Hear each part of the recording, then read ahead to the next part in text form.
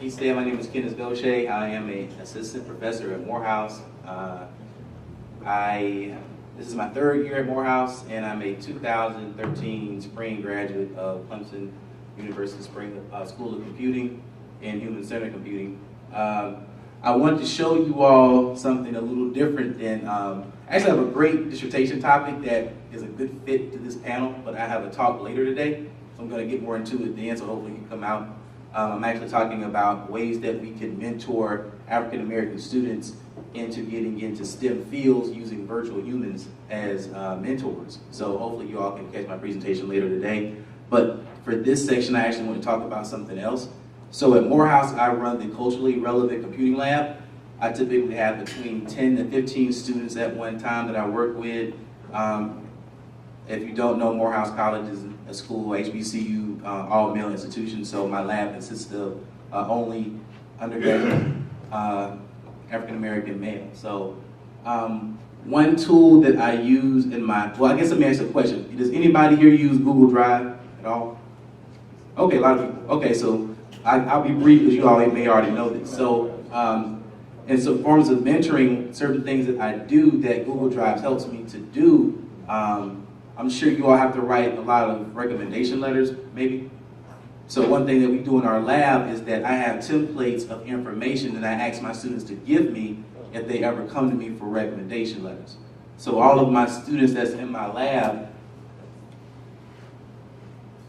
they actually have shared access to my to a lab folder. So in this lab folder, we have images, we have documents, we have templates, we have meeting notes, we have everything. We keep everything on the Google Drive. So when someone needs a recommendation letter, they have a template that they have to give me of information that helps me to write that recommendation letter easier. I'm sure everyone has to worry about certain things for students when they fill out applications for scholarships. They have to write essays. So what I do is, one trip that we go on every year is the Richard Tapia Conference for Celebration for Diversity. So that conference, I have about, like I say, between 10 and 15 students in my lab, but there's also additional students in my department that come to me and they need help with an essay. So one way I use technology to help with that process is to give them a document that I guess points out some bullet points on what they should, or some things they could actually talk about in this essay. So we do that using Google Drive. There's also an editor that I pay into my lab to help and review students' documents as well, and that way they can share with her their files when they upload their documents to Google Drive. My editor can actually look at those documents and edit them as well. In terms of publications, my undergraduate students, they have to write in my research group. They can't just do computers, so they have to write as well. So one thing we do when we actually, whenever students actually write up their research, they'll go to the Google Drive. Every project that we work on has its own folder. So those students have a folder for each project. In that project folder, they'll have subfolders that has their lit review information in it. They'll have drafts of current papers that they're writing. They'll have meeting notes in that drive.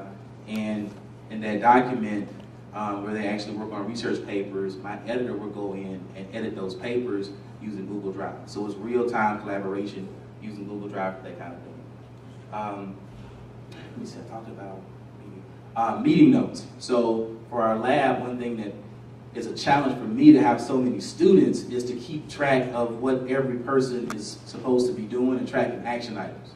So one thing we do is that for every meeting, my students already know that they start the meeting by opening up a Google Drive. They open up the folder for the lab project. They open up the notes folder for that current project. They start off by putting the current date, and they put bullets on what we cover in that meeting and what action items have to be done, the deadline for those action items, and who's responsible for doing those action items. So this way is very efficient for us to know that when we start a meeting off, I already know what exactly needs to be done, and that's one way I can work with so many students at one time. We keep password information here. Sometimes I give talks during the weeks during my weekly meetings, so I'll give those talks. I'll actually post them to the drive. I I keep assignments, so some of my students actually work on multiple projects, so I keep a list of what students are responsible or are assigned to what projects. If my students, I pay them from different avenues, so if they're getting paid by one grant, then I put that information on it so that they understand where their money's coming from. So sometimes they'll get confused, they hear somebody else, oh, this person got paid, do I get paid too? Well, no, you know, I'm paid from another grant, so you'll get paid this time and things like that, so it helps to keep that confusion down. We keep, all my students have to be certified in human subject training, so when the students get certified, they put their documents on the drive, so whenever we have to do a packet to go to IRB, all of our things are in the same place. We keep our photos up here, so if you're using Google Drive, I just kind of wanted to share some different ways that, you know, maybe you could maximize it as much as possible. An additional thing, I'm not going to pull it up, but Google Calendar is really good too. So to make lab meetings, well, I guess I'll start by saying a lot of my students don't or did not use a calendar application. They have smartphones and they're computer science people, so you would assume that, but they actually didn't. So I had to require that students use Google Calendar. So that way when we set lab meetings, they can actually put those meetings on their calendar. That's been very helpful to be able to have the students organize their meetings, meeting times for us and things like that. So they're, it's definitely cuts down on the confusion when we're doing it like that.